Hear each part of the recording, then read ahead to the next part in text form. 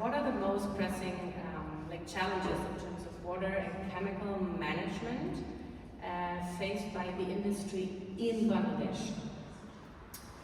Yeah, I hope it's a kind of Chatham House, since I work for the government. If I'm, gonna be truthful, then it might be too much kind of critical, but, I also have to speak the truth. I should not hide anything, whatever is the reality. As Lavinia mentioned about ETP, I directly hit that point. I don't believe it's only about access to capital or purchasing capacity for our textile industry owners or R&D factories. It's a mindset. So if we consider our Water Act 2013, it clearly defines what is water pollution. And Article 43, if I'm not wrong, defines about the punishment and compensation to be paid by the industries. But unfortunately, I guess, if we look into the size of our R&D factories, it's around 5,000. Around 600 factories have ETP plants. And from these 500 plus minus, we have around 20 factories that has installation for real-time monitoring, sensor-based monitoring. That means it's a small number, only 20 out of those 500 plants to have that courage to give access. And the money. And the money. So my question, for example, we ask that, okay, the buyers, the taxpayers, that means consumers in the Western society should pay more to our factory owners or suppliers. But my question, if they pay more, whether the situation will change or not. It's not about the money to be invested, it's about mindset. So if she is asking me the pressing questions, I would point out 3-4 points. One is microplastics, the contamination in the water bodies. If we look into the river surrounding Dhaka city, near Turak area, where we have, for example, we have 500 garments factories in Gajipur and Sripur. And if we look into the river there, it's highly polluted. So then, it is not rocket science to prove that the factories are not using ETPs. Secondly, if we look at the social impacts, that means whenever microplastics is there on the surface water, it is also entering to the ground level water and in our irrigation system. We are using that groundwater. And that means in the food chain, the contaminants often also, heavy metals are entering into our body. And the impact is not determined.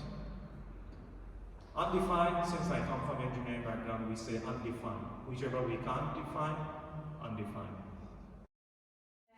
From what I understood,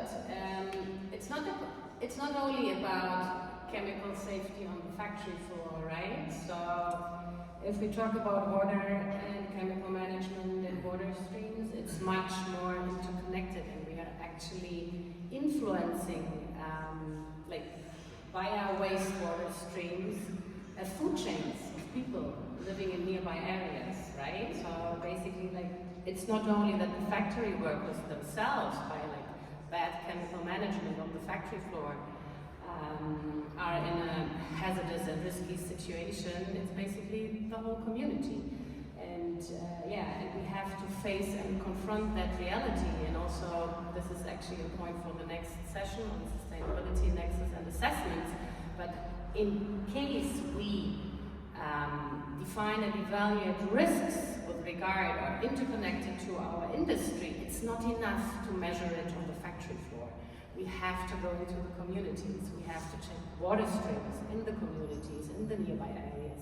and so on and so forth. So I think this is not only the case for Bangladesh, because somehow the textile industry, I mean, it has always been like a very interconnected industry with global supply chains. It's not something new, you know. We frame it for marketing in the name of fast fashion, but you know, supply chains have always been very complex. And I guess in former times, not so long ago, in Germany we were facing similar challenges, and what happened so that the industry actually got cleaner?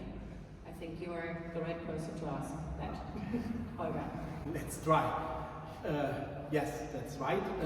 40, 30 years ago, 25 years ago, we had also some of the mentioned problems in our area.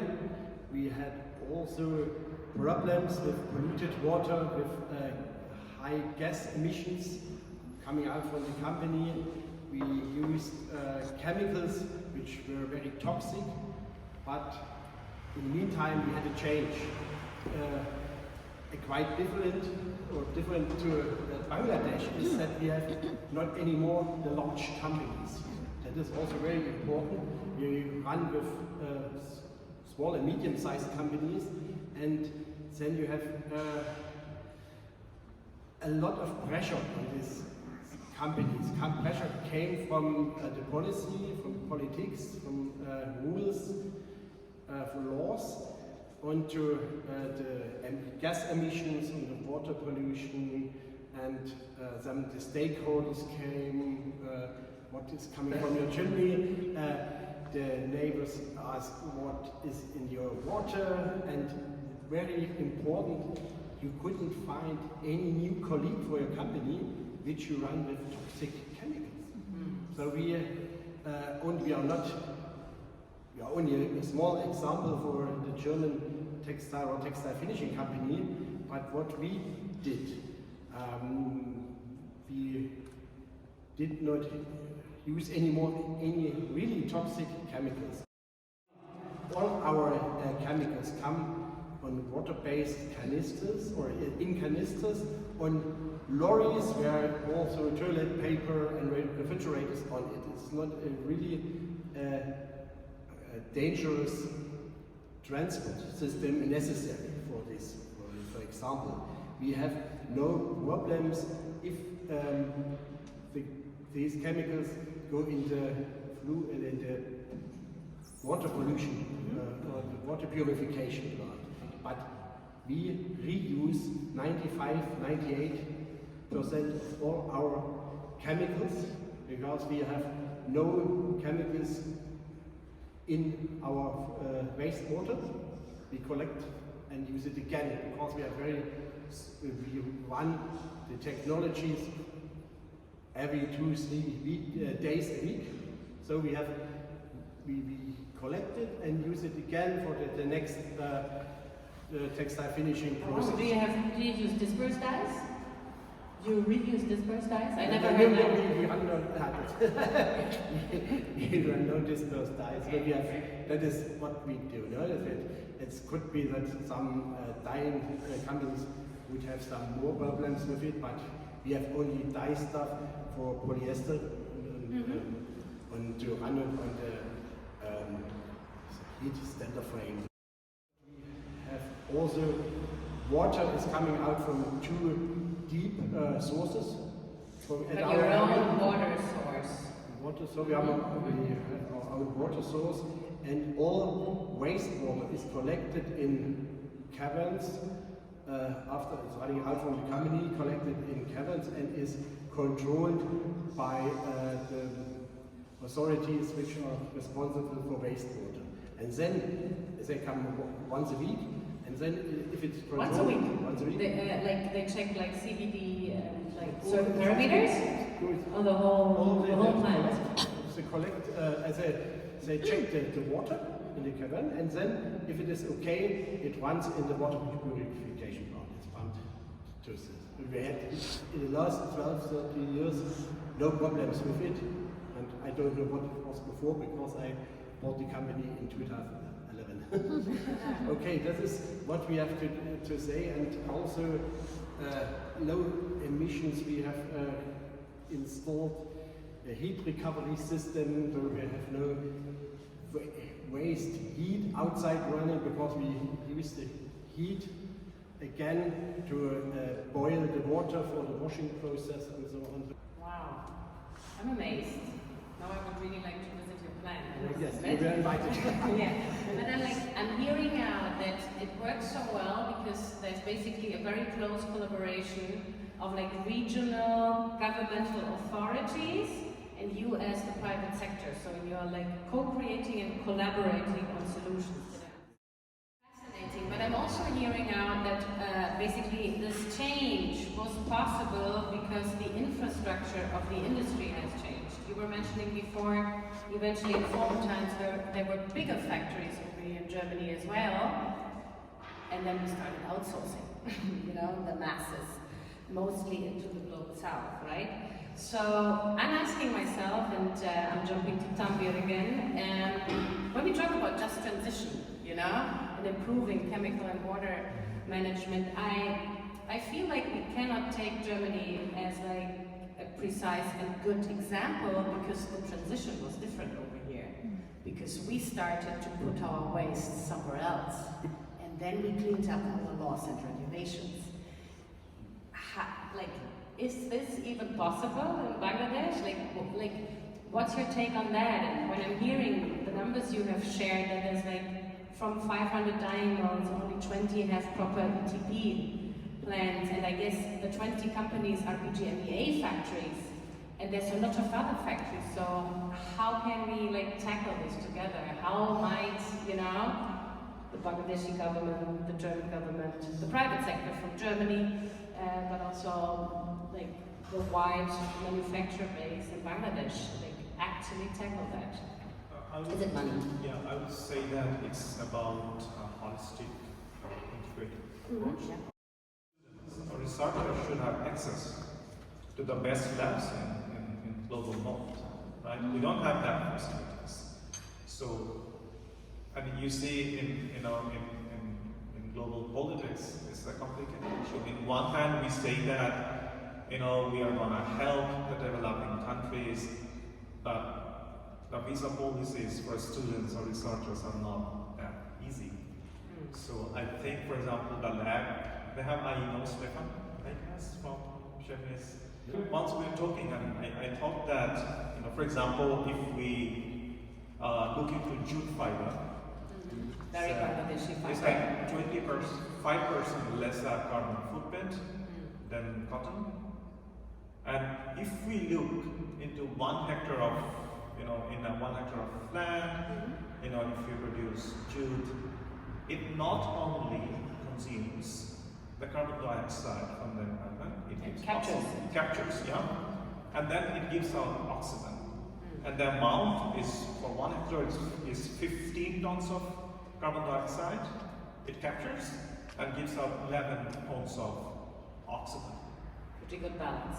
Yeah, but the issue is that, you know, Bangladesh was, you know, before the garments industry, as my ambassador was mentioning yesterday, jute was the, you know, main export item for us. And it was called golden fiber.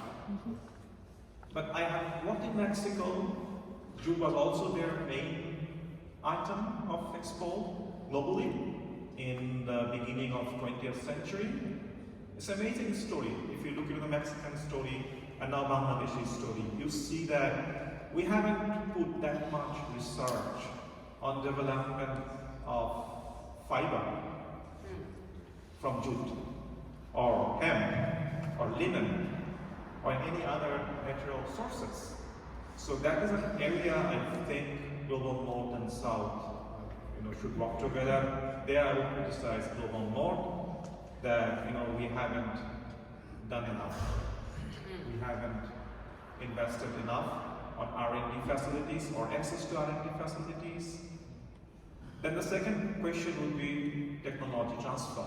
For example, the institute is not only a businessman, he has an institute which can produce, as I understood, also textile materials or fibers, I guess. There's one in Chemnitz which has got research facilities for production of textile fibers. So we need collaboration between these, and I think the sourcing countries or big companies like Strauss or XYZ, they would think about that, bringing interns, bringing research students, so that they could go back to Bangladesh and do innovation.